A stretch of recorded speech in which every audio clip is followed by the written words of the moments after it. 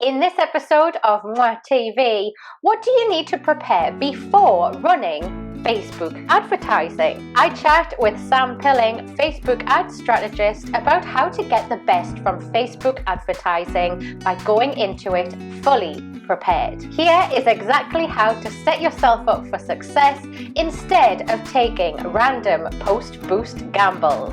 If you've always wondered how the pros get such amazing results from their Facebook advertising campaigns, then I promise you, by the end of this episode of Moi TV, you're going to know exactly what you need to prepare in order to get those kinds of results from your own Facebook advertising. This is a relatively new segment here on Moi TV, and I've created it to try and reflect just how much I learn from my entrepreneurial network about business and of course about life.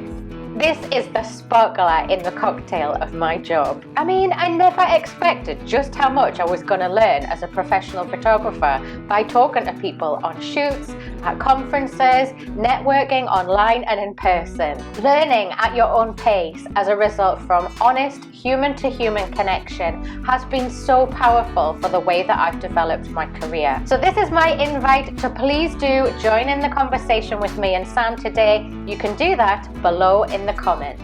We filmed this episode just after that initial panic phase that we'd had with the COVID-19 crisis. We'd been in lockdown for a couple of weeks.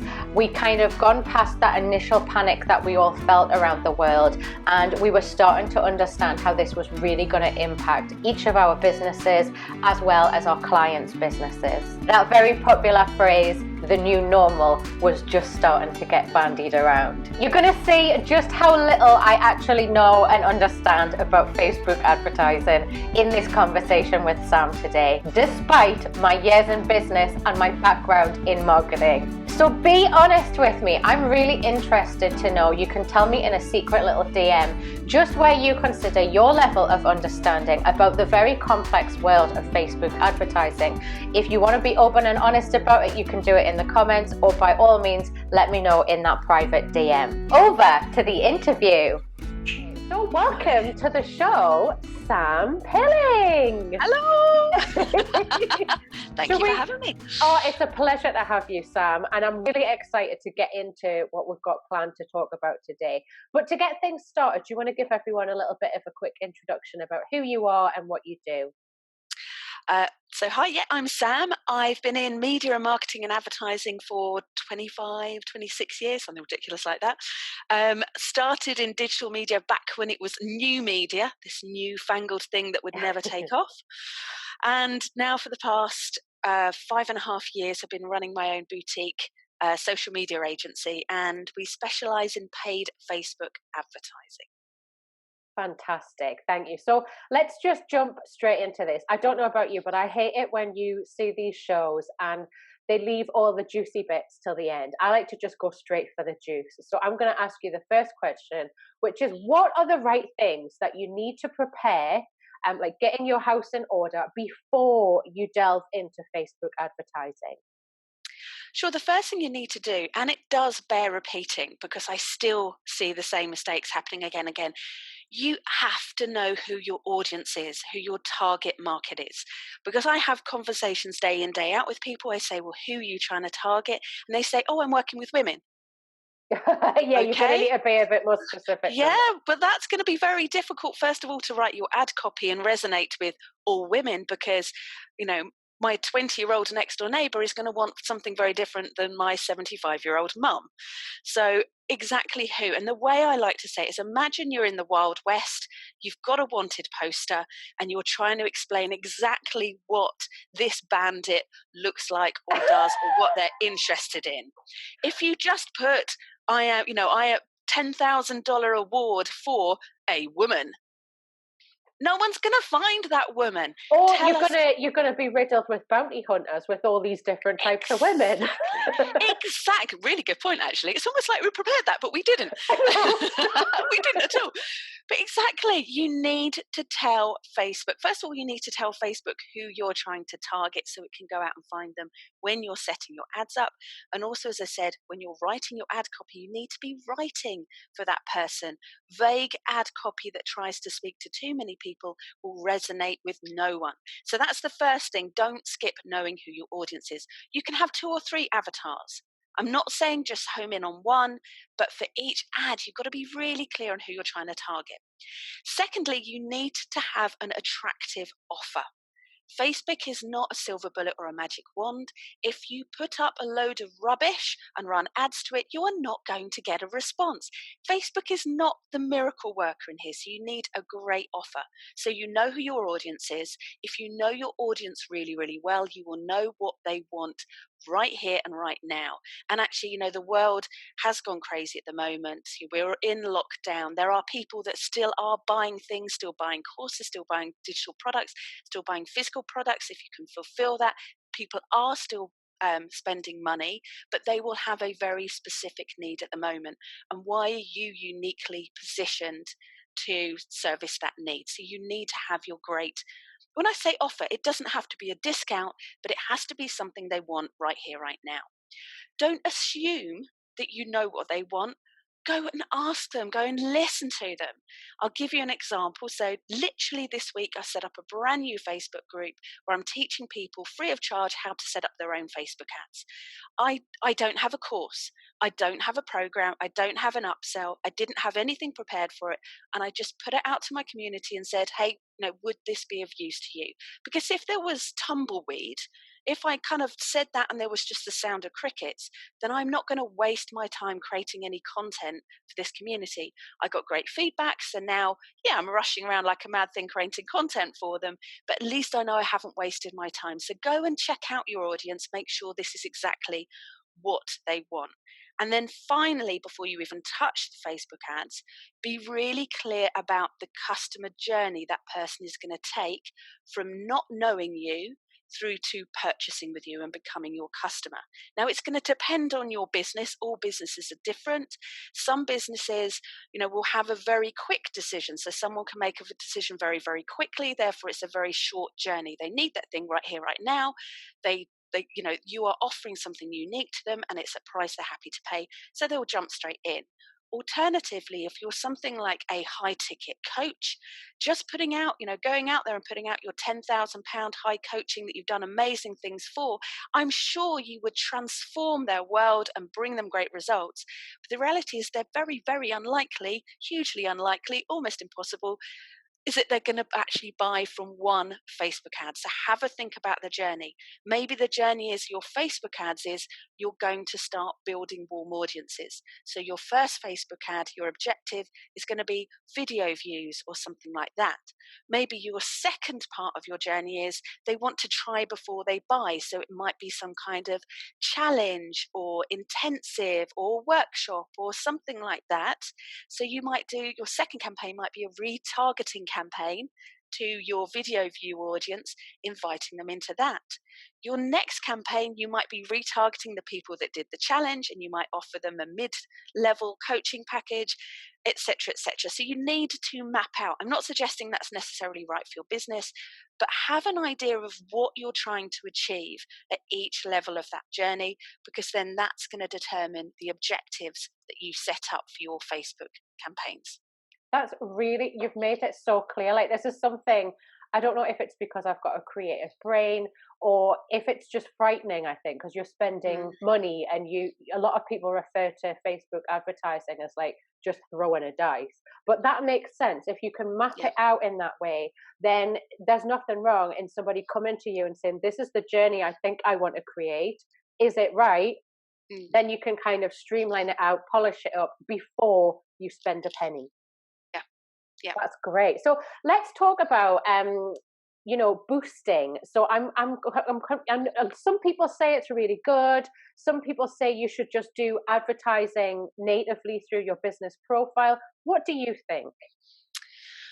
Okay, I think the concern about boosting is that, and I'm not saying don't do it, I'm just saying is Facebook has done brilliantly over the last 5-10 years at really leveling the playing field for advertisers. So traditionally, you would have to spend a fortune if you wanted to advertise en masse, either getting TV ads created, going through big agencies in London, getting a designer in to do your press ads and things like that. And Facebook has really leveled the playing field and has done phenomenally well at helping small to medium-sized advertisers. And yeah, there's the big guys on there as well. But, the small to medium-sized advertisers advertise on Facebook. So they've made it very easy for us to run our own campaigns. We don't have to go through an agency. However, the flip side of that is they've made it very easy for us to waste money as well. And, yes. You can just hit the boost button and think, brilliant, I've now just boosted that post to the masses. Brilliant.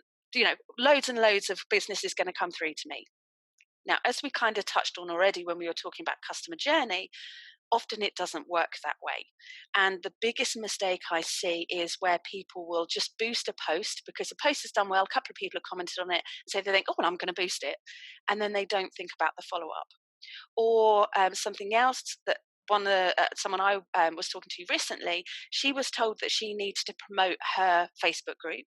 And there's a whole different topic around that. Yeah, but, that's another conversation. That's the whole thing. Yeah. But she was told, she was in a coaching group, she was told, create a Facebook group and fill it with your members. And I said to her, why? What are you delivering in that group? And how are you turning that group into revenue for you? Because at the moment, you're paying to fill a group that actually, if there's nothing going on in that group, no one's going to come back to. This is exactly, I've seen a lot of my clients run into this, and this is something that by default has then made me really cautious about people who have done that and set up groups, maybe when groups first came around.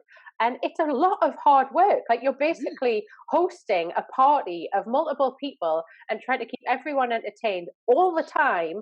But then, like you say, if there's no money at the end of it, you flog it. Why are you killing yourself to do that? So you've got to be quite cautious with that, I think. Yeah, absolutely. Especially if there's not an end goal. It doesn't mean as soon as they get in the group, you have to be selling to them. Of course not. It's about nurturing. It's about creating community. But she wasn't even posting into the group, but she'd been told that's what she needed to be doing. And so she was paying to build a group that it was a vacuum. There was nothing going on in it. Similarly, I see people boosting to drive traffic to their website. Maybe they've written a blog post they're really proud of and they want to get traffic to it. And then they don't do anything. Or actually, most worrying I saw this week was someone was, I have to be really careful what I say, but I saw someone advertise, or rather promoting, a paid course that she was running that was teaching people on how to get likes on their posts. Ooh. And that's it. And it's like, well, that's all very well and good, but none of those things are going to put money in your bank. A like on a post is not going to put money in your bank. A video view is not going to put money in your bank. Someone visiting your website just to read your blog post is not going to. We are all busy. We have thousands and thousands of pieces of information coming through to us every day. If someone just sees your boosted post in isolation, it could be the best post in the world. Are they really going to remember it a day later, a week later, a month later, when they might need your services or your product? That said, the secret sauce in Facebook is in growing those audiences.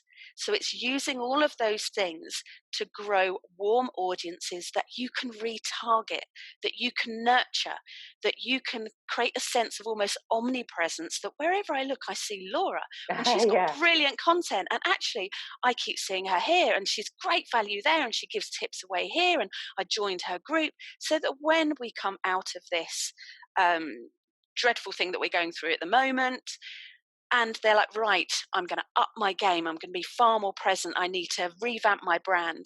I need to have new headshots done. I need to have new branding done, personal branding done. Who is she going to go to? Who's she going to go to? They're going to go to that person that's omnipresent, because as human beings, we trust what we're familiar with. We like familiarity. So yes, by all means boost if you have the secondary plan. If you're thinking, I'm not just boosting and spraying and praying, I am building a video view audience. I am building an engagement audience. Personally, I don't touch the boost button, But if that works for you and you've got all the, all the back end it's set up, you can. Personally, I prefer to do it through Ad Manager, but that's personal preference. Yeah. Ad Manager gives you a whole load more targeting options, etc. It's worth investing a little bit of time in understanding Ad Manager and probably keeping away from the Boost, but that's just my personal opinion. Okay, so I don't know about anybody who's watching this episode, but I got a notification from Facebook when the whole COVID thing was just getting started. I think that was the last time you and I spoke, actually. Mm-hmm. And they said, do you want to be a part? They're giving all this money to small businesses to try and help them survive. Yeah. Do you want to be part of it? And on that notification, I said, yeah, of course I do. Now, every week when I put out my TV, I get a notification with a little golden ticket, like a Willy Wonka ticket, saying, do you want £5 credit to boost a post? Based on what you said there, can I use that credit in another way? Have you got any advice? This is a real hot topic right now because I know a lot of people are getting this. Yeah. Okay. So first of all, Facebook have been offering this £5 credit for quite a while. And I had no idea. Yeah, I think perhaps, we'll come on to this probably in a second, because no, let's talk about it now. Actually, there has never been a better time to advertise on Facebook. In terms of, Facebook has a surplus of supply at the moment. We know that with people in lockdown, they're turning to social media far more. Social media has, even more gone through the roof.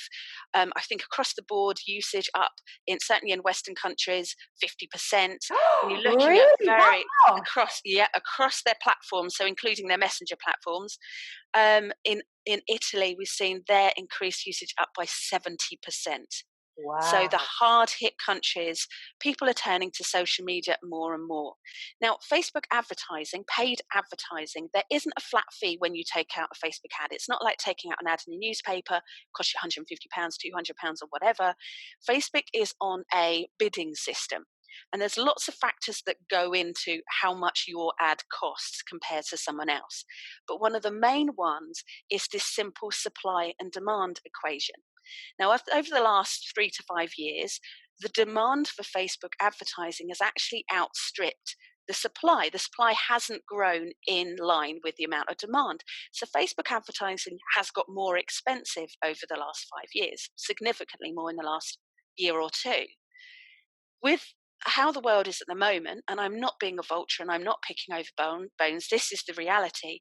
There is a huge amount of supply with increased usage, and there is a lesser demand because we're finding a lot of companies are cutting their ad budgets. They're trimming the fat, they're not spending money. So it's actually a really good time to give Facebook a go. So with these credits, and I had a look, this can change every second. Facebook changes every second. But I did have a look on their notifications and their kind of like newsroom just before. And there was no announcement that they were offering. There was no kind of like big, aren't we great? We're offering small businesses loads and loads of credit in advertising. So my feel is, yes, they've offered this over the years. I think they've probably upped it recently ethically because it's the right thing to do. But also I think because there is surplus supply. And if they can support small businesses at the moment and they can attract new advertisers in the long run, that's going to help Facebook.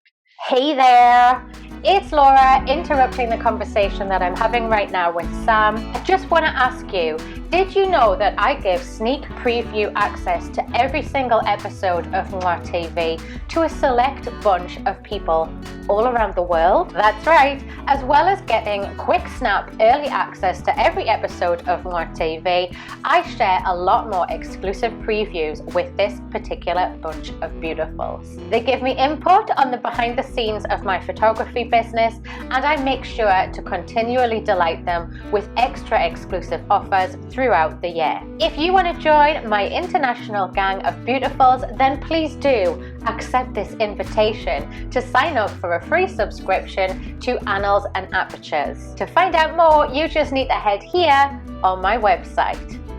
I'm going to put a link for you to do that in the show notes below as well. Back to the conversation with you now, Sam. So what I would say to you, going back to your question, long-winded answer, is I would definitely, if you see this promotion, I would definitely take them up on it.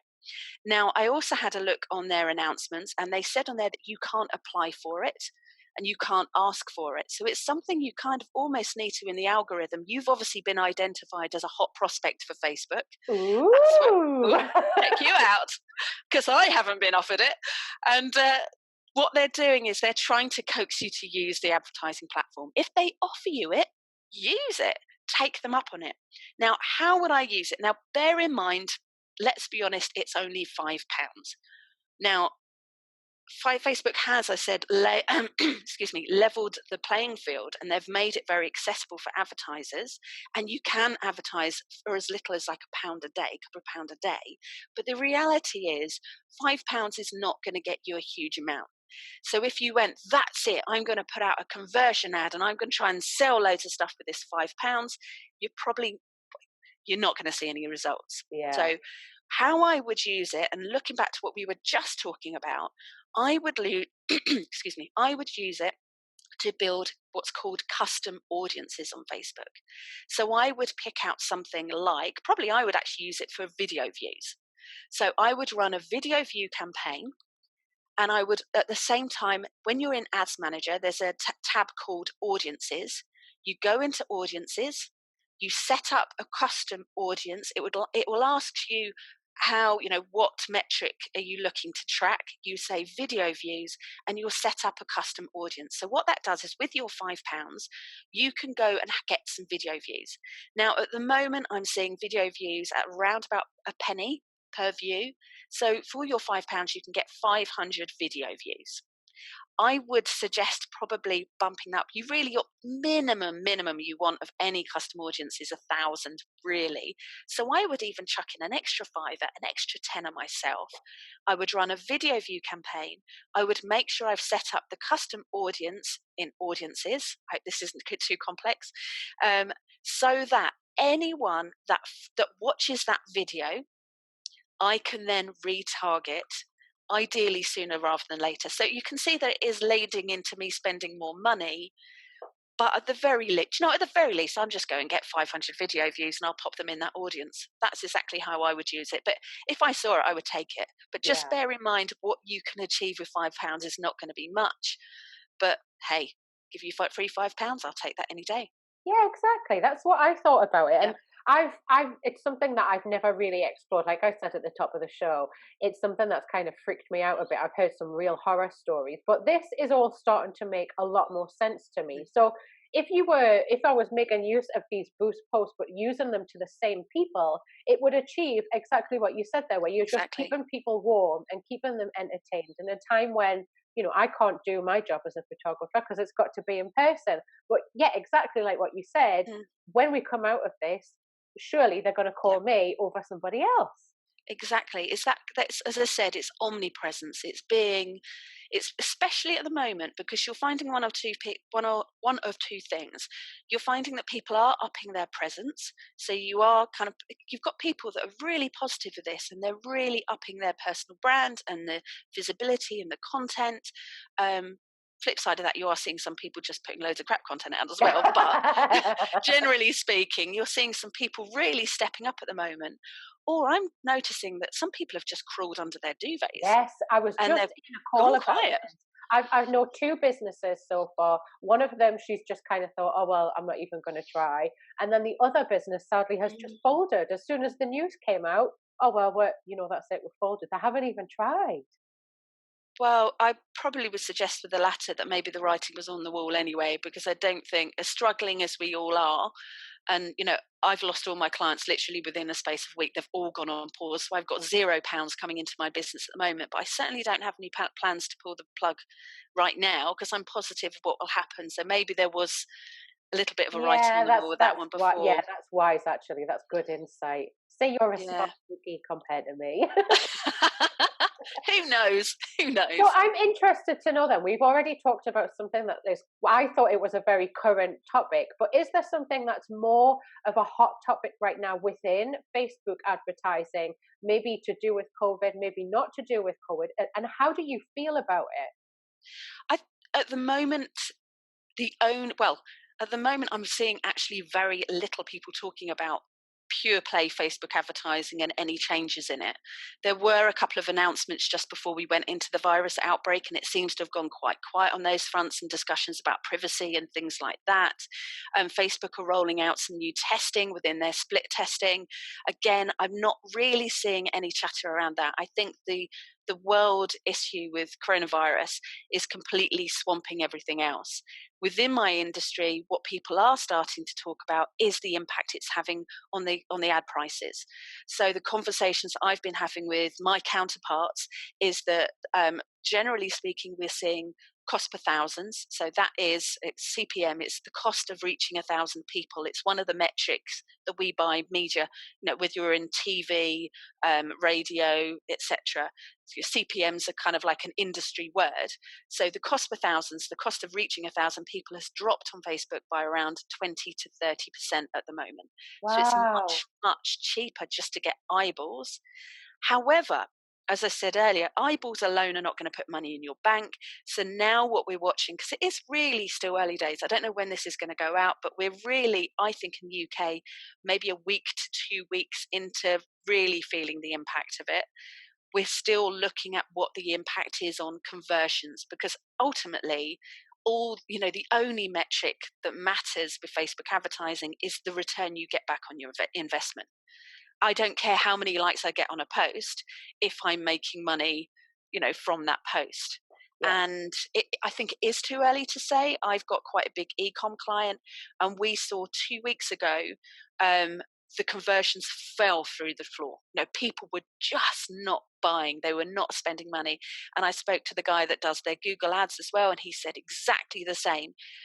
2-3 weeks ago, it would have been about 3 weeks ago, kind of about a week into March, maybe a little bit later than that. No one was spending money on this website at all. I think the focus was on buying toilet roll, pasta, wine, stockpiling those things. And now what we're starting to see, there was definitely a week or two of horrendous sales for this business. And as I say, I just want to repeat, we're not picking over the bones. I'm not, trying to capitalize or monetize on people's misfortune. Just as interesting looking at the stats, it's now started to pick up. As things have started to, I want to kind of settle into our new norm. Yeah, everyone's kind of feeling that they are now embracing the adjustment. It was that initial panic of, I have to change, and how people react with any kind of change. And now everyone's kind of trying to embrace as much positive and feeling the adjustment, I think. And I think it's important to know that if you're not familiar with advertising, or even familiar with this nature of business, this kind of monitoring that you're talking about happens all the time, doesn't it? You could be a seasonal business and you're constantly watching, right, is everyone going on holiday right now? Is that going to affect sales? That's normal in your world. Yeah. Oh, absolutely. And you'll see certain businesses actually already have a plan of action. That companies like Procter & Gamble always spend more in a recession. So you will see they will already be ready to up their ad budgets, and they will have far more presence. And there's companies like that will already have strategies for recessions kicking in. But I think it's interesting from us seeing the drop in Facebook ad costs, but we're still keeping an eye on the conversions. Yeah, that's really helpful. Okay, let's move on to something a little bit more frivolous and fun. So as you know already about me, Sam, I love cocktails and I love anything cocktail related. So this question is all about that.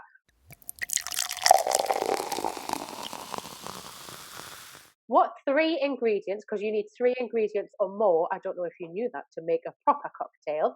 What 3 ingredients would you say are required for your cocktail of success? So this could be a cocktail of success for getting started with Facebook ads, or you can go more philosophical about it if you want to talk about life or entrepreneurialism in general. Well, I'm also going to lay in a little bit of sanity at the moment, because whilst I'm trying to work, I also have 3 children at home. In fact, I live with 4 boys, including my husband, and an 8 and 10 and 12-year-old, 1 chicken, 1 puppy, 2 rabbits, and a new pet, which is our queen ant. So for me at the moment, it's all about, my cocktail is about keeping sane while we're all under the same roof. Well, the chicken's not under the same roof, but so I'm going to muddle together some lime, sugar, mint, and a sense of humour in a small jug. I love that.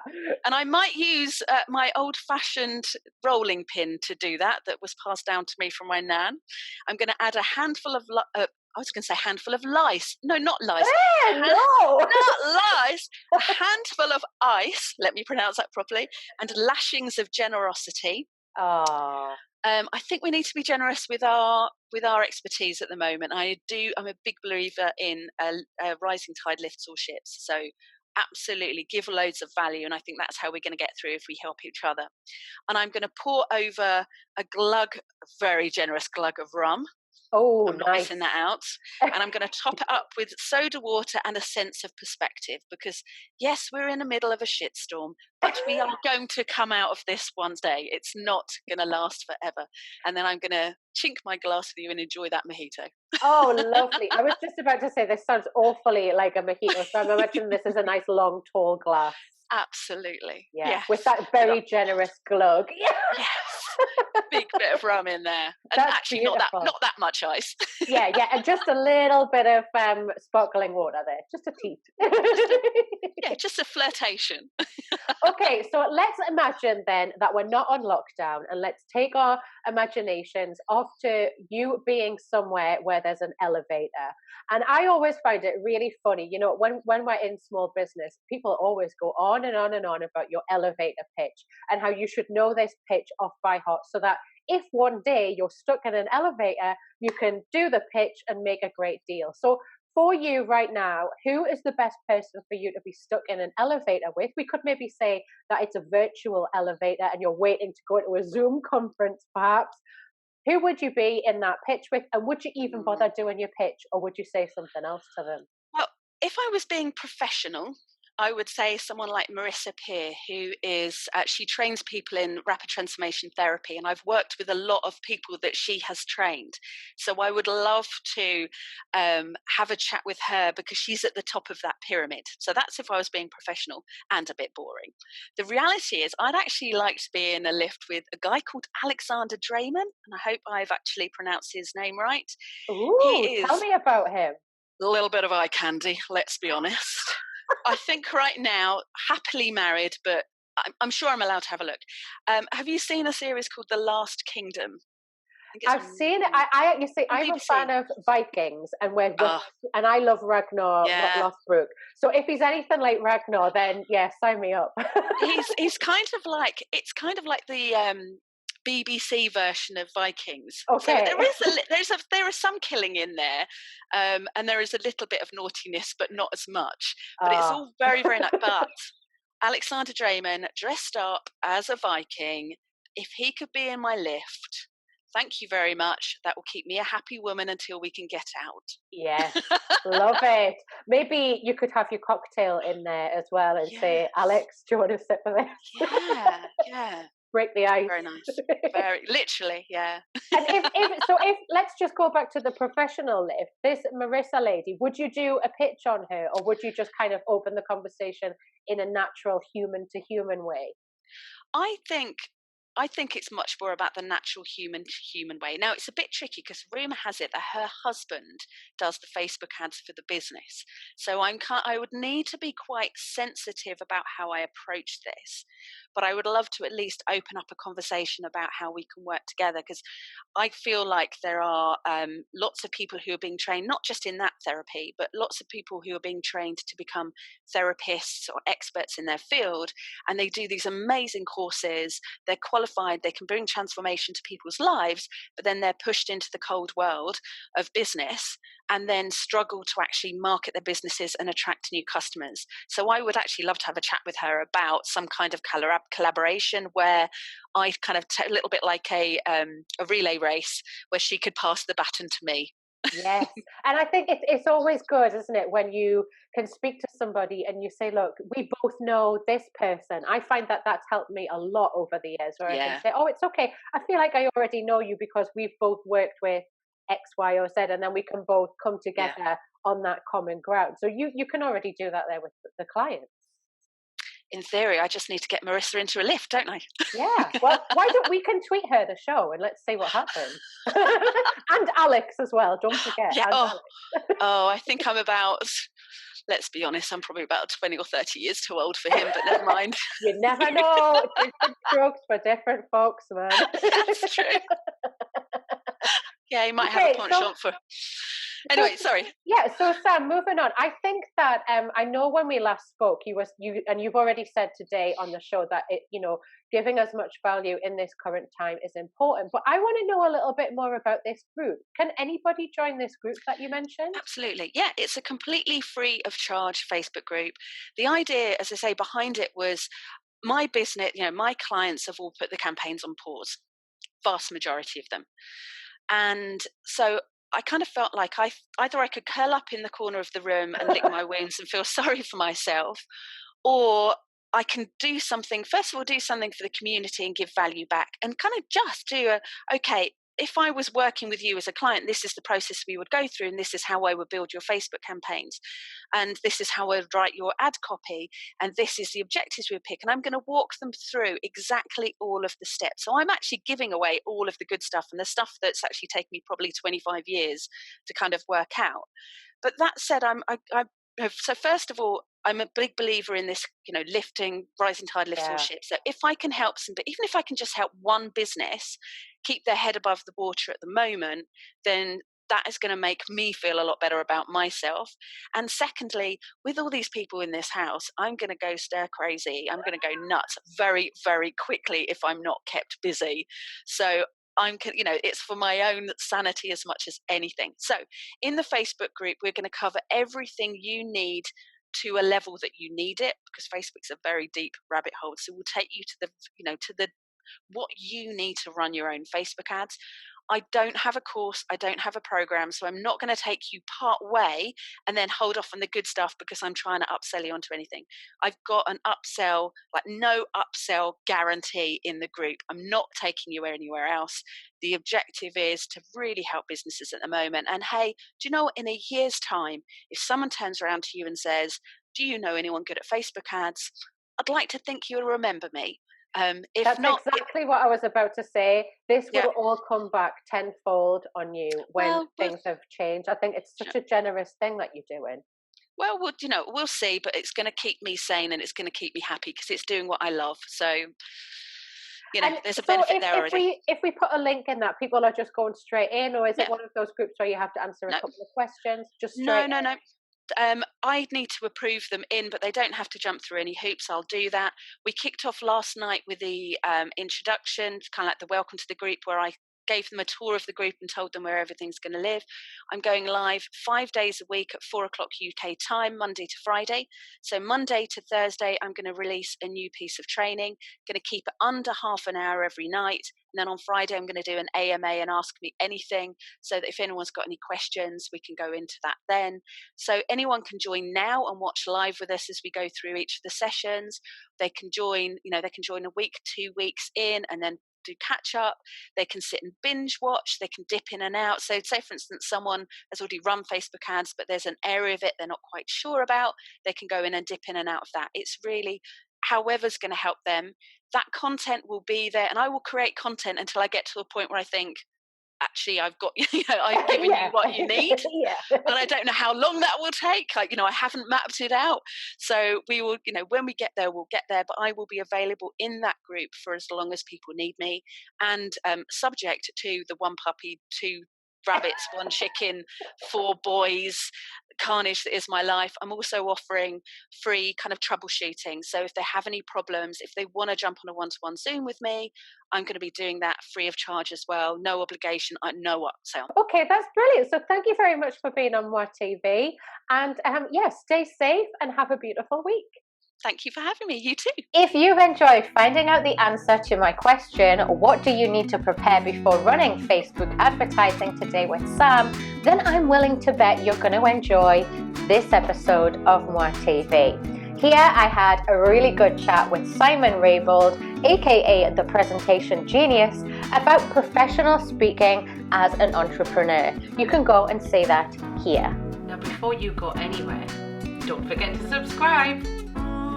Mwah.